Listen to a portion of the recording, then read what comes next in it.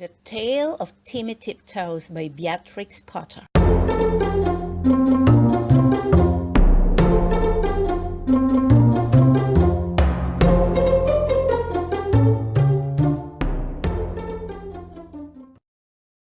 Once upon a time, there was a little fat, comfortable gray squirrel called Timmy Tiptoes.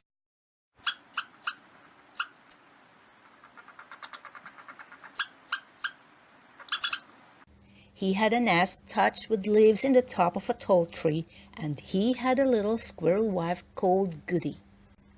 Timmy Tiptoes sat out enjoying the breeze. He whisked his tail and chuckled. "Little wife Goody, the nuts are ripe. We must lay up a store for winter and spring."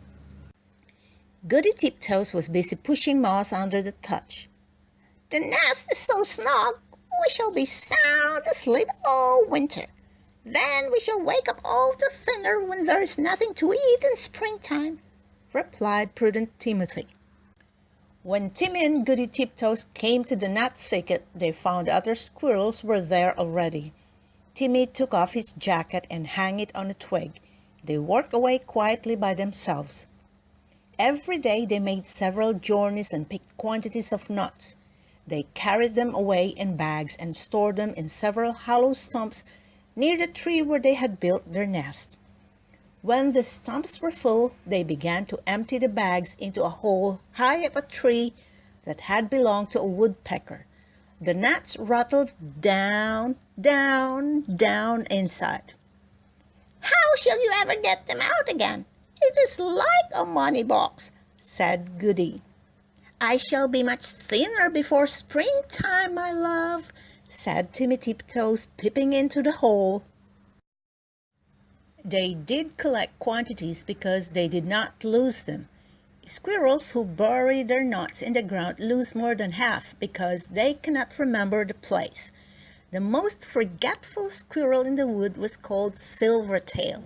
He began to dig and could not remember, and then he dug again and found some nuts that did not belong to him, and there was a fight. And other squirrels began to dig. The whole wood was in commotion. Unfortunately, just at this time, a flock of little birds flew by from bush to bush, searching for green caterpillars and spiders. There were several sorts of little birds twittering different songs. The first one sang, "Who's been digging up my nuts? Who's been digging up my nuts?" And another sang, "Little bit of bread and no cheese, little bit of bread and no cheese."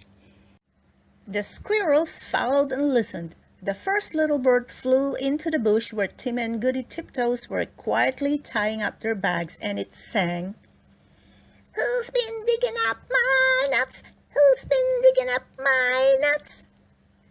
Timmy Tiptoes went on with his work without replying. Indeed, the little bird did not expect an answer. It was only singing its natural song, and it meant nothing at all. But when the other squirrels heard that song, they rushed upon Timmy Tiptoes and cuffed and scratched him and upset his bag of nuts.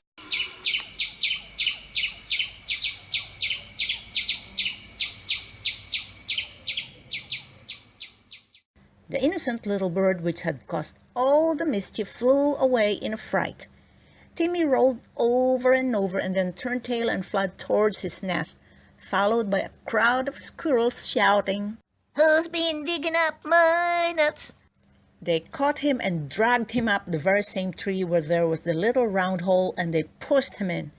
The hole was much too small for Timmy Tiptoes' figure. They squeezed him dreadfully. It was a wonder they did not break his ribs. "We will leave him here till he confesses," said Silvertail Squirrel, and he shouted into the hole, "Who's been digging up my nuts?" Timmy Tiptoes made no reply. He had tumbled down inside the tree upon half a peck of nuts belonging to himself. He lay quite standing still. Goody Tiptoes picked up the nut bags and went home.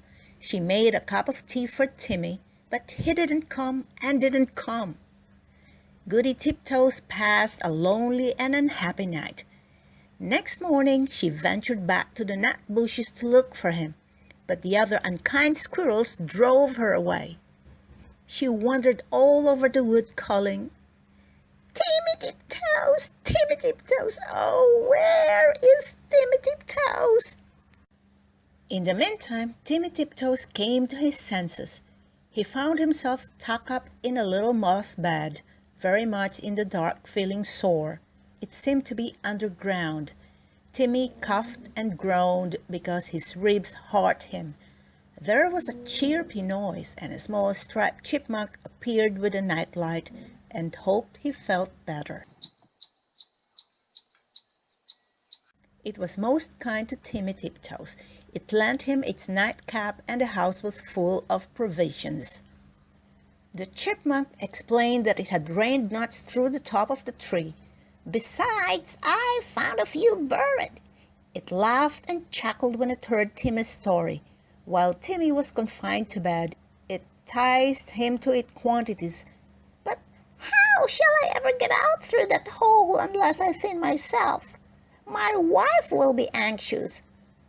Just another nut or 2 nuts. Let me crack them for you, said the chipmunk.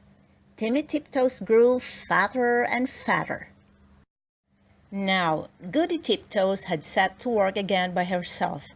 She did not put any more nuts into the woodpecker's hole because she had always doubted how they could be got out again. She hid them under a tree root. They rattled down, down, down.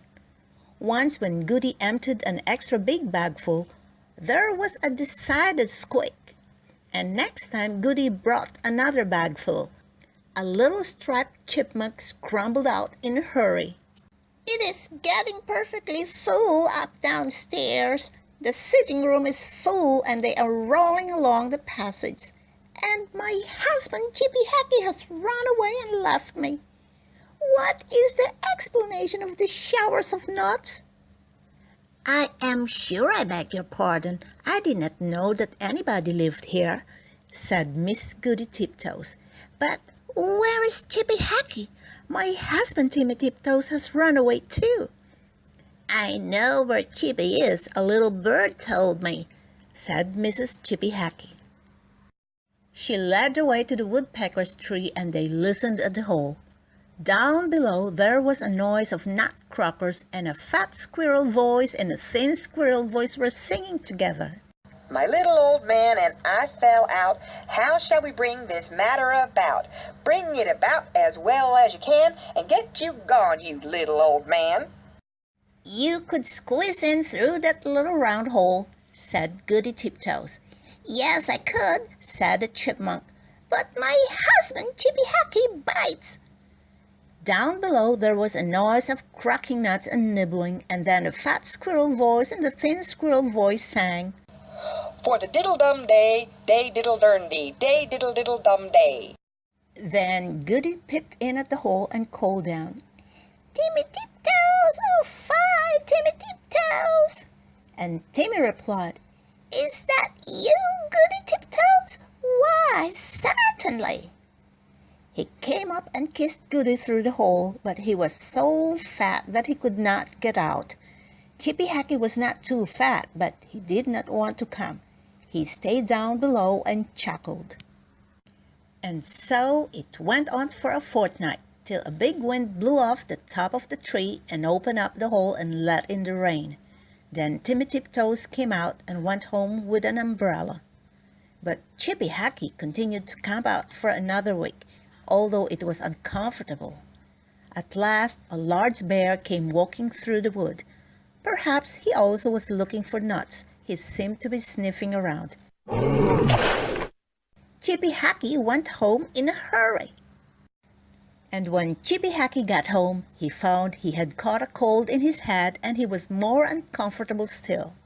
And now Timmy and Goody Tiptoes keep their nut store fastened up with a little padlock. And whenever that little bird sees the chipmunks, he sings,